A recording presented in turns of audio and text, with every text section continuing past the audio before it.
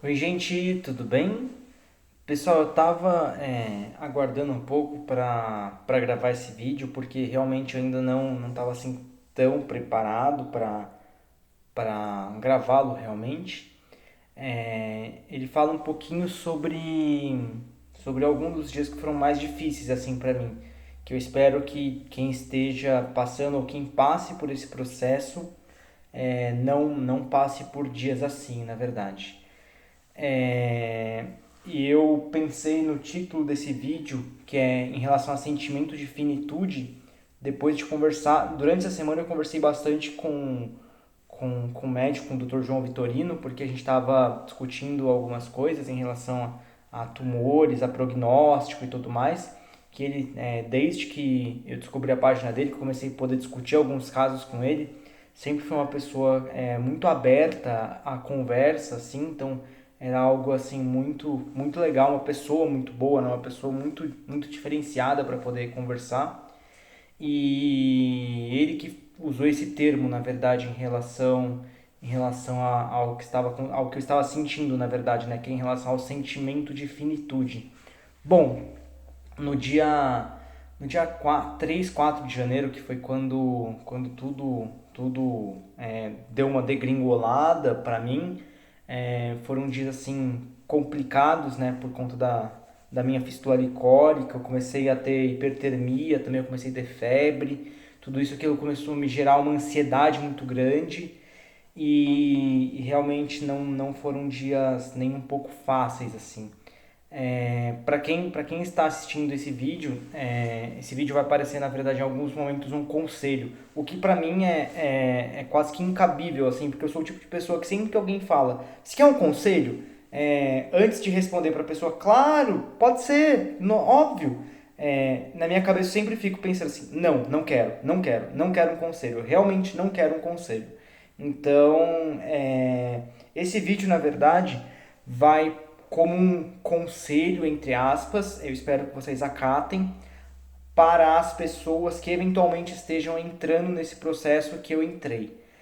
E o conselho seria assim: esteja bem com tudo, assim, com todos possíveis, assim, todo mundo que você se importa, tente estar bem com quem você se importa. Por quê?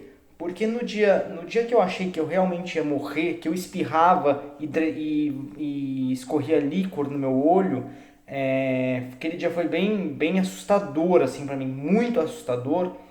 Aquele dia em que eu achei realmente que eu ia passar dessa para uma melhor ou para o que seja, é, me deu um desespero muito grande, muito grande. Primeiro no carro, quando eu estava indo com a minha esposa e com a minha mãe, que eu ia pro hospital medindo minha frequência cardíaca, porque eu pensei, bom, tá infeccionando, né? Tô ficando hipertérmico.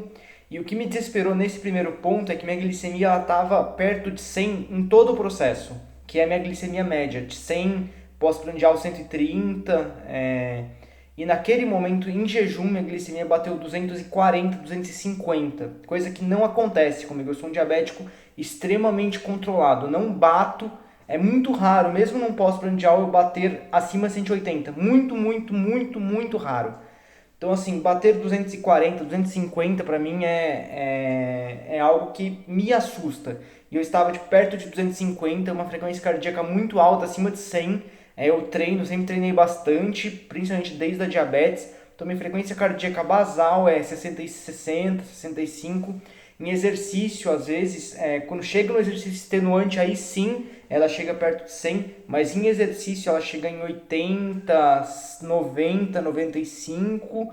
Então, assim, minha frequência cardíaca é uma frequência cardíaca boa até, e chegar perto de 120, 130 ali me assustou demais, assim, porque eu lembro de chegar a 120, 130 fazendo exercício, assim, muito intenso em bicicleta, fazendo exercício com muita carga em bicicleta, com altíssima velocidade, com a máxima velocidade que eu conseguia. Então, bater isso com hipertermia e com hiperglicemia, uma pessoa assim que tem alguma noção, começou a me dar mais desespero, né? Porque eu sabia que quanto mais nervoso eu ficava, obviamente maior a minha glicemia se tornaria e maior a minha frequência cardíaca também se tornaria. E é claro que essa ansiedade, ela realmente era uma ansiedade mortificante, porque quanto mais ansioso eu ficava, mais eu tinha certeza que eu ia morrer. Então, assim, e por que eu digo que é muito importante estar bem com as pessoas?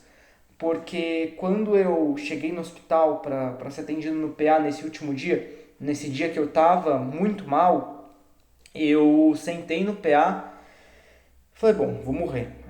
Ou tô muito perto disso, né? Ou pelo menos o risco de eu morrer é muito grande, então eu preciso me resolver. Resolvi colocar a minha... Eu escrevi como que é, eu tava com um bloco de notas e uma caneta, eu escrevi no bloco de notas e na caneta como eu queria que fosse o meu velório. Até falei, eu quero ser cremado ao som de Highway to Hell. Então, assim, coisas bobas, assim, dessa parte do velório. E aí eu resolvi escrever também algumas para algumas pessoas, né?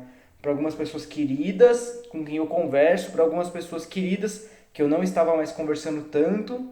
Então eu deixei uma carta para minha esposa, deixei uma carta para os meus sogros, deixei uma carta para minha mãe, que estava ali atrás, sentada atrás de mim, desesperada.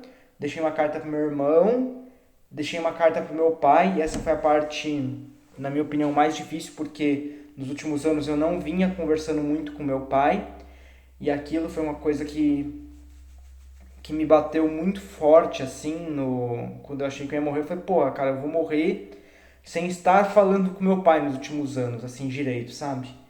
E isso realmente foi uma coisa que... Isso realmente foi uma coisa que me doeu muito, assim.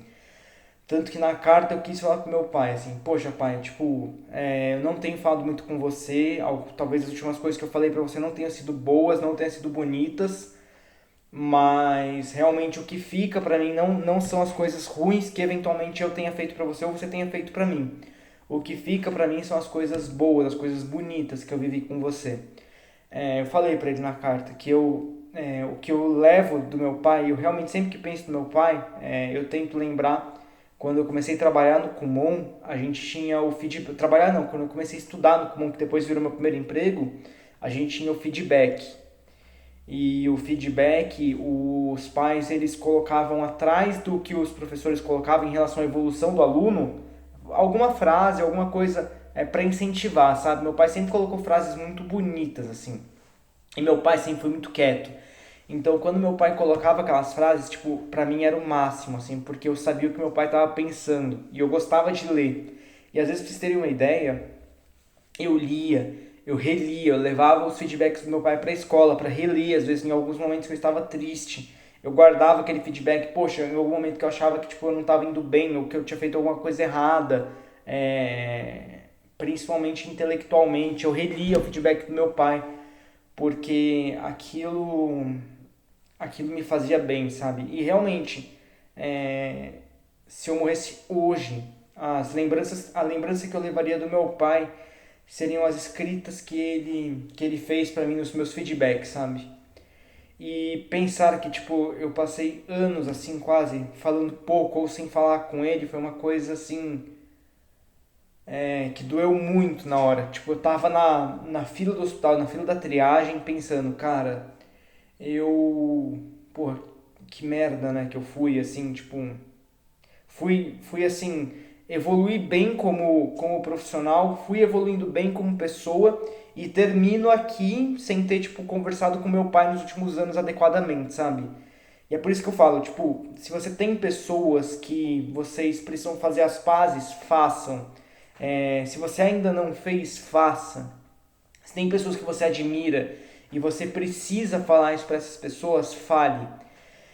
Dentro desse processo todo do meu pai, eu tive uma pessoa que indiretamente acabou me incentivando muito.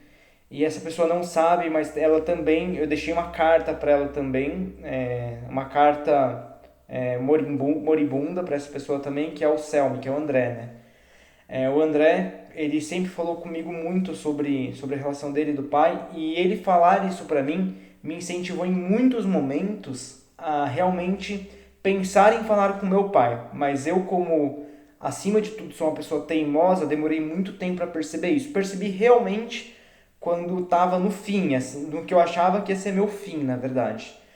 Então, por isso, na época, eu escrevi uma carta para o André, não só por isso, claro, mas isso foi um dos motivos, assim, porque quando eu escrevi a carta do meu pai, foi, poxa, podia ter feito isso antes. Se eu tivesse ouvido um pouco mais o que o André me falou, eu teria escrito, eu teria falado com ele antes, sabe? E não teria perdido esse tempo todo, não teria morrido sem, tipo, poder falar as coisas que eu realmente pensei ou ter convivido um pouco mais.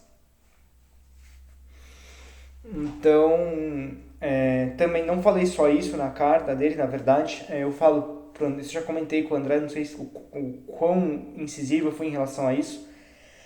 Talvez muito da minha evolução profissional em relação a aprender como me portar profissionalmente, eu tenha copiado realmente do André, porque ele foi uma pessoa assim que quando eu estava lá em 2016 começando a operar volante, ele foi minha referência, na verdade, ele era a referência do que era o grande sucesso daquilo que eu fazia, o profissional que realmente eu almejava ser, onde eu almejava chegar.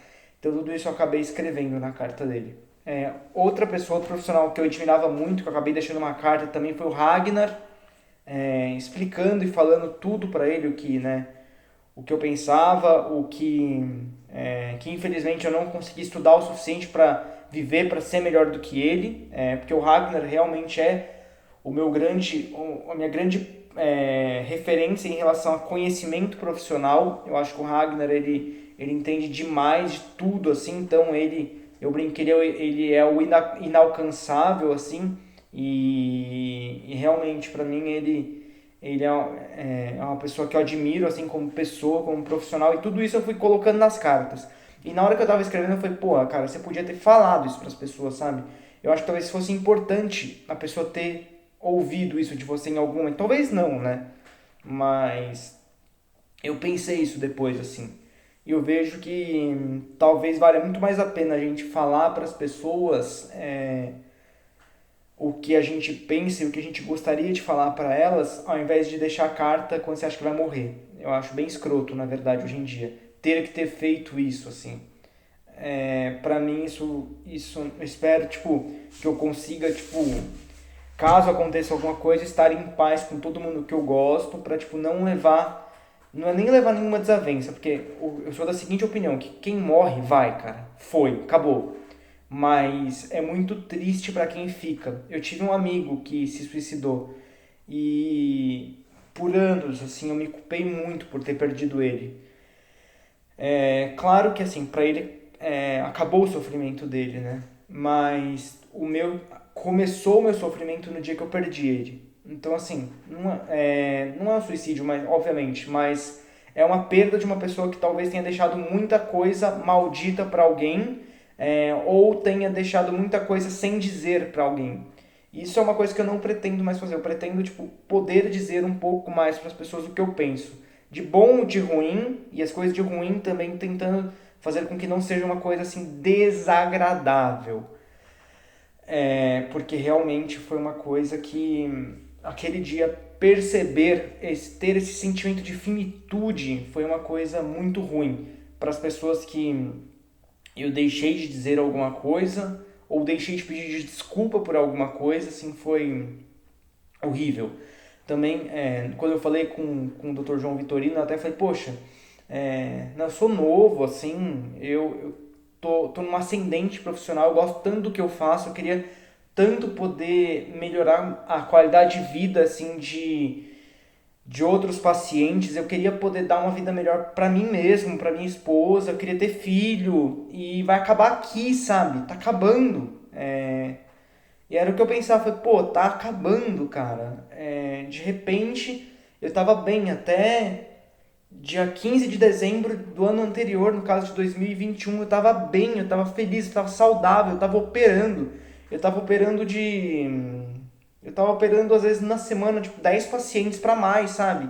Fazendo muita coluna, fazendo muito crânio, evoluindo profissionalmente, planejando melhorar, comprando meu microscópio, com uma evolução profissional boa, e de repente eu tava ali, tipo, à mercê, sabe? Sem saber qual ia ser meu rendimento, sem saber se eu ia conseguir voltar a exercer minha profissão, se eu voltasse a exercer minha profissão, como seria, não sabia se eu ia viver. Então, assim, esse sentimento de finitude, do final, essa sensação que acabou, foi assim, a pior sensação que eu podia ter. A sensação que, tipo, eu não ia poder, tipo, acordar mais, porque eu não ia acordar, né? Eu não ia poder mais, tipo, acordar e ver minha esposa do meu lado, tipo, isso tinha acabado, tipo, com 32 anos, sabe? Isso foi horrível, assim, saber que eu não ia poder mais ver minha mãe, saber que eu não ia poder ter um filho, que eu tenho grande vontade, assim, saber que eu não ia poder terminar de cuidar dos meus cachorros, assim, tipo, quem ia cuidar dos meus cachorros, sabe?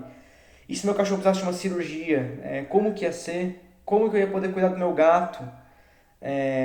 Tanta coisa que eu ia deixar pra trás, tanta coisa que a minha vida indo ia abandonar pra cá, sabe? Essa sensação de finitude, essa sensação que realmente, tipo, eu não era nada assim, que tipo, do nada eu podia ir embora. E a única coisa que ia ficar realmente era a saudade das pessoas que tipo, eu ia deixar e eventualmente a tristeza no coração de algumas pessoas que talvez eu tenha magoado, sabe? E também das que mesmo que eu não magoei, que ficariam tristes porque eu fui embora. Então, se eu posso tipo, finalizar esse vídeo com um conselho, o que realmente eu odeio fazer, eu odeio dar conselho, porque eu odeio ouvir conselho, eu realmente não gosto, cara, não deixa assim, teve um diagnóstico, finaliza todos os seus assuntos pendentes, todos, todos, todos, não deixa nada assim para que você precise ter um sentimento de finitude para que você no desespero precise começar a resolver as coisas, sabe? É, é realmente muito, muito, muito, muito ruim. É muito ruim. Eu não entreguei as cartas para as pessoas ainda todas. Eu ainda tenho que entregar para o meu irmão, eu ainda tenho que entregar para os meus sogros, eu ainda tenho que entregar. Minha mãe já leu a dela, ainda tenho que entregar. Já entreguei para meu pai, ainda tenho que entregar para o André, para o Ragnar. Mas realmente esse sentimento foi horrível. Assim, tô bem, tô vivo. Tenho só mais uma cirurgia para fazer agora, dar uma reconstruída na calota, no capozinho aqui do Fusca pra ficar bonito. Bonito não, porque isso não, né? Milagre o Flávio não faz. Ele consegue reconstruir o osso, mas ele não. Foi só se ele fizer uma reconstrução aqui, fazer um preenchimento, dar uns tapas e acertar alguma coisa, sabe? Porque milagre ele não faz, né? Então, é isso, gente. Se eu posso dar um conselho, não espera chegar até o seu sentimento de finitude para finalizar os seus assuntos pendentes. Eu fiz isso e foi horrível. De pensar isso até hoje é muito ruim, assim. Esse vídeo para mim talvez seja um dos mais difíceis de gravar porque eu realmente achei que eu ia morrer. E aquela história, passa um filme na sua cabeça. Antes da minha cirurgia, passou tanta coisa na minha cabeça.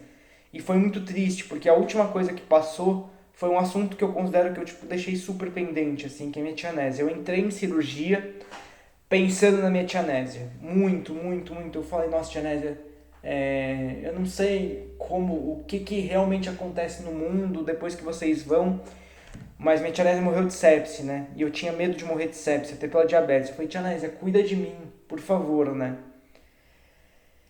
Tanto que assim, quando eu acordei, eu tinha esquecido que minha tia Nésia tinha morrido. Eu acho que eu pensei muito nela durante a minha cirurgia. Na hora que eu saí da sala de cirurgia, que eu encontrei a Flavinha, que eu encontrei minha esposa, a primeira coisa que eu falei, amor, avisa a tia Nésia que acabou a cirurgia. E realmente, tipo, pra mim, reviver a morte da minha tia Nésia foi, tipo, uma coisa muito difícil, assim, porque ela era minha tia, ela era minha madrinha e, tipo, ela ajudou a me criar, sabe? E, tipo, esquecer que ela morreu e lembrar que ela morreu depois, realmente, tipo, foi horrível, assim, é horrível lembrar disso. E é isso, gente. Como eu disse, se eu posso dar um conselho, não deixa nada pra se resolver, sabe? Resolvam. Se vocês puderem, vocês tiverem a opção, resolvam os assuntos pendentes. Não esperem vocês acharem que vocês vão morrer, que vocês tenham esse sentimento de finitude para começar a resolver qualquer assunto de vocês, tá bom? Obrigado, gente.